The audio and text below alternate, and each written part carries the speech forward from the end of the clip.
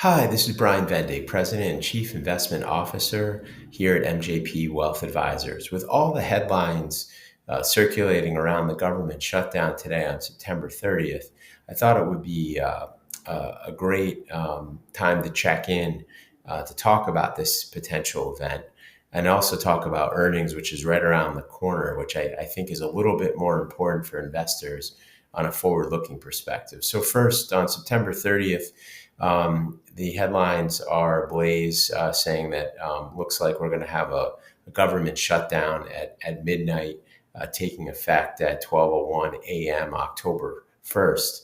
We believe that it looks like this is pretty probable unless something changes late in the day between majority leaders of both the Senate and the House. Right now, Democrats are using some leverage because they know that Republicans are 7 votes short in the Senate to pass a funding bill to keep the government open. They're using leverage they have right now to look for extensions of credits that were passed during COVID associated with Affordable Care Act medical premiums. I think the reality of the Democrats kind of digging in, trying to use the government shutdown as a means to expand legislation is actually a tactic that was used back in the 2013 government shutdown. So this playbook is repeating itself.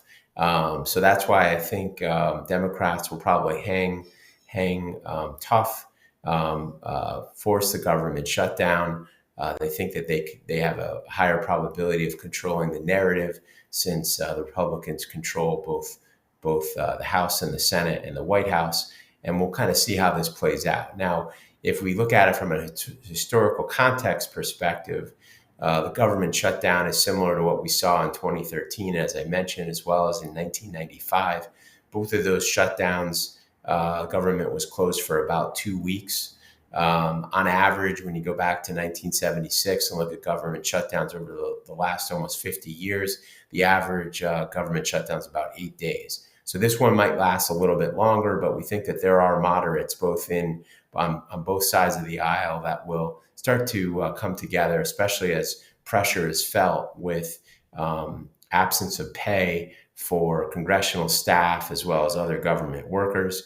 We do have to keep an eye out for any additional actions Trump might make with additional furloughs or layoffs, which could impact the economy. However, historically, the loss of funding from the government and impacts to government workers does negatively impact the economy.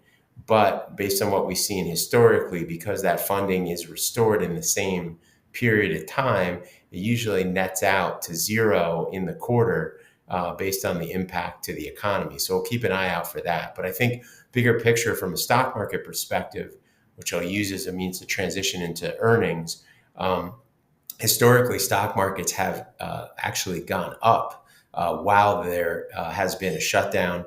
The initial reaction is a little bit of risk off, which we've seen at the start of this week. But as time goes on, markets then start to sense that cooler heads are going to be prevailing and the government's going to reopen. And as a result, then the markets react to that. And if you look out 3 months from when historically government shutdowns have happened, the stock market has been positive. There's only one time that was not the case, which was back in January of 2018, based on some retaliatory efforts that Trump had back then to China and some concerns around labor inflation in the marketplace. So I think all in all, that's a way of saying we think this might be a nothing burger from an economy and markets perspective, but we do have to keep an eye out for any extreme actions that could come up, which then obviously we have a right to revise our views. But for right now, it doesn't seem like any changes are necessary in your portfolio, and we're keeping a close eye, as we all are, on these developments playing out over the next 24 hours, as well as over the next 1 to 2 weeks. As we switch to earnings, while the government will be shut down over the next maybe 1 to 2 weeks in October, we're going to have earnings season kick off. And I think that's a more important indicator for investors, because this is a time where companies are going to give us a sense of how they did over the last 3 months, as well as what's their outlook for 25, and start to hint at outlooks for 26. Right now, we see a pretty robust earnings picture.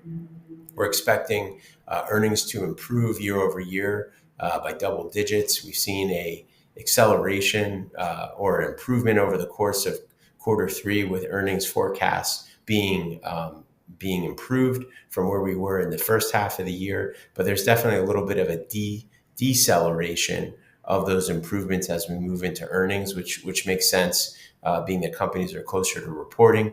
However, when you look out at 2026, we're expecting earnings growth of around 13%, operating margins to also improve between 13 and 15%, and revenue or sales from publicly traded companies to grow by 6% year over year. So again, a pretty good, robust outlook for publicly traded companies in the U.S. economy. That is our view of what's really helping to drive the market and maintain valuations where there is more earnings growth than price appreciation over the next 15 months. The market definitely has been influenced by, as we know, the AI innovation trade, but we are seeing in these outlooks a better contribution, as I've said in other market updates, of profits coming from areas outside of tech, which I think is really interesting, and also in the mid cap and small cap space, which we are broadly diversified and have exposure both in growth and value in some of these large, medium, and smaller companies, as well as some in international. So feel really good about being broadly diversified going into an earnings outlook that is looking for growth and sustained growth over the next 15 months. And I think when you think about that from a forward price to earnings ratio, which you hear about a lot in the media, right now we're around 25 times that multiple on the S&P 500. If earnings comes to be as forecasted over the next 15 months, that number will actually go down to 23 times is what we're projecting. So again, I'm not saying that is a reasonable valuation based on historical standards, but in light of the Fed easing and some of the other macroeconomic factors in this environment, we think it's reasonable. But we're also trying to make sure that we're not overpaying for growth, recognizing some valuations do look stretched in that technology space. So that's all for now, but we'll continue to keep you posted as more information comes out. So focus on earnings. We'll keep an eye out on the government shutdown, but I don't think right now it's something to worry about, knowing that eventually cooler heads will prevail, but we have to obviously stay attuned to the path of negotiation. So thanks so much again for your time. Hope you and your family are well and having a chance to enjoy the fall season. And as always, appreciate your trust and support. Take care.